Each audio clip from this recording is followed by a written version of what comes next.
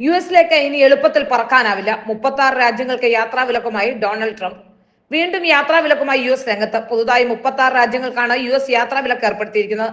Donald Trump അധികാരത്തിലെത്തിയതിന് പിന്നാലെ അനധികൃത കുടിയേറ്റങ്ങൾക്കെതിരെ കടുത്ത നിലപാട് സ്വീകരിച്ചിരുന്നു. ഇതിന് പിന്നാലെയാണ് ഇപ്പോൾ 36 രാജ്യങ്ങൾക്ക് യാത്രാവിലക്ക്. വിലക്ക് ഏർപ്പെടുന്ന 36 രാജ്യങ്ങൾ 25ഓളം ആഫ്രിക്കൻ രാജ്യങ്ങളാണ്. എത്യോപ്യ, ഈജിപ്ത്, ജിബൂട്ടി തുടങ്ങിയ രാജ്യങ്ങളും യാത്രാവിലക്ക് ഏർപ്പെടുത്തിയവരുടെ പിറകിലുണ്ട്. ഇതുമായി ബന്ധപ്പെട്ട കരടിൽ അമേരിക്കൻ ആഭ്യന്തര സെക്രട്ടറി മാർക്കോ റൂബിയോ ഒപ്പുവെച്ചു. അടിയന്തര നടപടിക്രമങ്ങൾ പൂർത്തിയാക്കുന്നതിന് പട്ടികയിലുള്ള രാജ്യങ്ങൾക്ക് അമേരിക്ക 60 ദിവസത്തെ സമയം അനുവദിച്ചിട്ടുണ്ട്. Angola, Benin, Burkina Faso, Cabo Verde, Cameroon, Cote d'Ivoire, Democratic Republic of Congo, Djibouti, Ethiopia, Egypt, Gabon, Gambia, Ghana, Liberia, Malawi, Mauritania, Niger, Nigeria, Sao Tome and Principe, Senegal, ദക്ഷിണ Sudan, Tanzania, Uganda, Zambia, Zimbabwe എന്നീ രാജ്യങ്ങൾക്കാണ് യാത്രാവിലക്ക് ഏർപ്പെടുത്തിയിരിക്കുന്നത്.